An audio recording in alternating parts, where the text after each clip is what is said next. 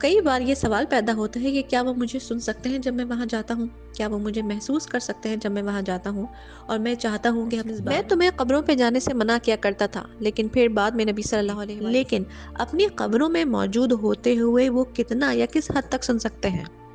या हबीबी या मुहम्मद या नबी सलाम अलैका या रसूल सलाम अलैका या हबीब सलाम अलैका सलवातुल्लाह अलैका। हम हमेशा इस शशो पंच में मुब्तला रहते हैं कि जब हम अपने प्यारों से मिलने कब्रों पे जाते हैं तो क्या उन्हें पता चलता है कि हम उनसे मिलने आए हैं।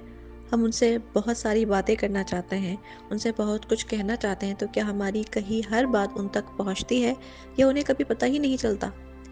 हमने अपनी एक सीरीज तरतीब दी है जिसकी दूसरी किस्त में आज हम इसी सवाल का जवाब हासिल कर सकेंगे। तो आइए, आज की किस्त का उन्वान है, क्या कब्रों में मौजूद लोग हमें सुन सकते हैं। कई बार ये सवाल पैदा होता है कि क्या वो मुझे सुन सकते हैं जब मैं वहाँ जाता हूँ, क्या वो मुझे महसूस कर सकते हैं जब मैं वहाँ जाता हूँ। और मैं चाहता हूँ कि हम इस बारे में बात करें इंशाअल्लाह। साफ सी बात यह है कि नबी सल्लल्लाहु अलैहि वसल्लम के मामले में कि उनके लिए तो फरिश्ते मखसूस हैं जो दुनिया भर में फिरते हैं, जो हमारा सलाम उन तक पहुँचाते हैं, चाहे हम कहीं भी हों, चाहे हम मदीना में हों या टेक्सास में हों या मोरक्को में हों, कहीं भी आप कहते हैं सल्लल्लाहु अलैहि वसल्लम और ये नबी सल्लल्लाहु अलैहि वसल्लम तक पहुंच जाता है। ये बात जाहिर है कि सिर्फ नबी सल्लल्लाहु अलैहि वसल्लम के लिए ही है, लेकिन हमारे लिए कि जब हम कब्रिस्तान जाते हैं हम क्या कहते हैं, उन दुआओं के बारे में सोचें जो हम वहाँ करते हैं। हमारे पास जो दुआएं हैं, अस्सलामु अलैकुम अहल दियार मिनल मुमिनीन वल मुस्लिमीन, सलाम हो आप पर ए कब्रों में रहने वालों, मोमिनों और मुसलमानों की तरफ से।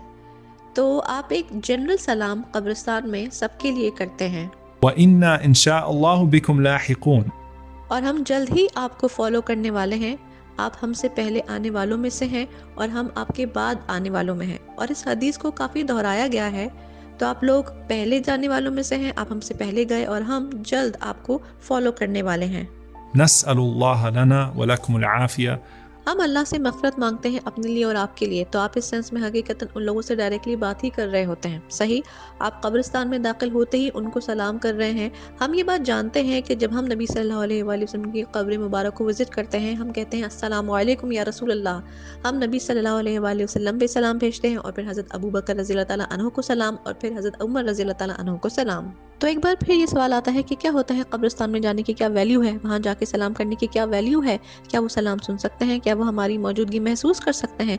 कब्रिस्तान जाने का रिवाज दरअसल कानून साजी में देर से आया। नबी सल्लल्लाहु अलैहि वसल्लम ने फरमाया था, इन्नी नहीतुकुम अन ज़ियारतिल कुबूर, मैं तुम्हें कब्रों पे जाने से मना किया करता था, लेकिन फिर बाद में नबी सल्लल्लाहु अलैहि वसल्लम ने फरमाया कब्रों पे जाया करो क्योंकि वो तुम्हें मौत की याद दिलाती हैं। मैं क्यों सोचता हूँ कि ये बहुत ज़रूरी है इस डिस्कशन में, क्योंकि ऐसा नहीं है कि उन्हें हमारी ज़रूरत है कि हम उन्हें विज़िट करें। इसका क्या मतलब, देखें, नबी सल्लल्लाहु अलैहि वसल्लम तक तो हमारा सलाम पहुँच जाता है जहाँ भी हम हों। एंड ऑफ कोर्स ये बात सिर्फ और सिर्फ नबी सल्लल्लाहु अलैहि वसल्लम के लिए ही है, लेकिन बाकी सब के लिए आपकी दुआएं या उन लोगों के बिहाफ पे आपकी की जाने वाली नेकियां या अच्छे अमाल या आपकी दुआएं काउंट होती हैं।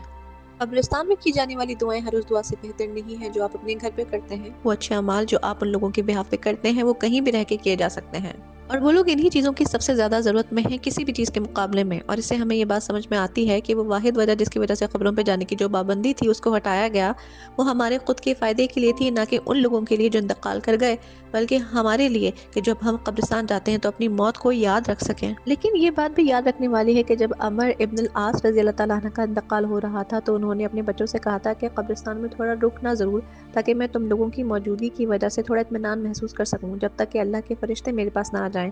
ऐसी कई नरेशंस हैं जो अमर इब्न आस की इस बात से मैच करती हैं कि जब कोई ईमान वाला अपने प्यारों की कब्र पे जाता है तो वो उनकी मौजूदगी महसूस कर सकते हैं और सलाम का जवाब देते हैं। हालांकि इन नरेशंस के मुतालिक मजहबी स्कॉलर्स में काफ़ी तजाद है।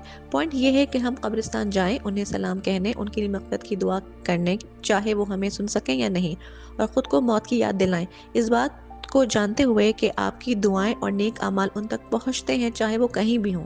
हम इस बात का कि क्या कब्रों में लोग हमें सुन सकते हैं क्या नतीजा कस कर सकते हैं। हम जानते हैं कि वो नहीं सुनते हैं दुनिया में होने वाली तमाम चीज़ों को। वो जिंदा लोगों की तरह हर जगह घूम नहीं सकते।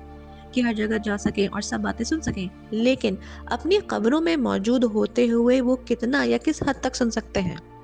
جو جواب ہم حاصل کر سکتے ہیں وہ نبی صلی اللہ علیہ وآلہ وسلم کی ایک سنت سے ہے جو جنازے کے متعلق ہے، کہ نبی صلی اللہ علیہ وآلہ وسلم نے یہ بات بیان کی کہ وہ شخص جنازے سے رخصت ہونے والوں کے آخری قدموں کی آواز سنتا ہے۔ ہمارے پاس نبی صلی اللہ علیہ وآلہ وسلم کی ایک حدیث بھی موجود ہے جو غزوہ بدر کے بعد کی ہے، کہ جب کافر مر گئے تو نبی صلی اللہ علیہ وآلہ وسلم نے فرمایا یا فلان ابن فلان، وہ ایک کے بعد ایک ان کو پکارنے لگے جو اسلام کے دشمن تھے۔ نبی صلی اللہ علیہ وآلہ وسلم نے فرمایا او فلان، مطلب او فلانا شخص، فلانا کے بیٹے۔ هل وجدتم ما وعدكم ربكم حقا فإني وجدت ما وعدني الله حقا۔ دیکھ لیا اب اس کو جس کا اللہ نے تم سے وعدہ کیا تھا، کیونکہ ہم نے تو اسے پا لیا جس کا اللہ نے ہم سے وعدہ کیا تھا کہ وہ سچ ہے۔ اور جب نبی صلی اللہ علیہ وآلہ وسلم نے فرمایا تو صحابی نے پوچھا یا رسول اللہ، کیا یہ لوگ ہمیں سن سکتے ہیں جو آپ کہہ رہے ہیں؟ تو اس پہ نبی نے جواب دیا کہ تم اس سے بہتر کچھ نہیں سن سکتے جو اس وقت یہ لوگ سن رہے ہیں۔ اللہ نے یقیناً ان لوگوں کو سنایا جو نبی صلی اللہ علیہ وآلہ وسلم نے کافروں سے فرمایا۔ تو ان تمام باتوں کا کیا نتیجہ نکلتا ہے؟ تو اس کا نتیجہ یہ ہے کہ وہ لوگ اتنا ہی سن سکتے ہیں جتنا اللہ ان کو سنانا چاہے۔ اللہ ان کو وہ بات سناتا ہے جو اللہ انہیں سنانا چاہتا ہے۔ ان کے بہاف پہ کیے جانے والے نیک عمل ان تک پہنچتے ہیں، آپ کی دعائیں ان تک پہنچتی ہیں۔ مجھے امید ہے آپ کو آج کی ویڈیو بہت اچھی لگی ہوگی۔ آپ مجھے اپنی دعا میں یاد رکھیے، اور میری طرف سے اور English to Urdu Islamic lectures کی طرف سے آپ سب کو بہت بہت رمضان مبارک ہو۔ اس رمضان ہم اللہ تعالیٰ سے دعا کرتے ہیں کہ وہ ہماری عبادت کو قبول فرمائے اور ہمارے تمام گناہوں کو معاف کر دے، آمین ثم آمین۔ تو اس مبارکباد کے ساتھ میں آپ کو اللہ حافظ کہوں گی۔ السلام علیکم ورحمۃ اللہ وبرکاتہ اینڈ تھینک یو۔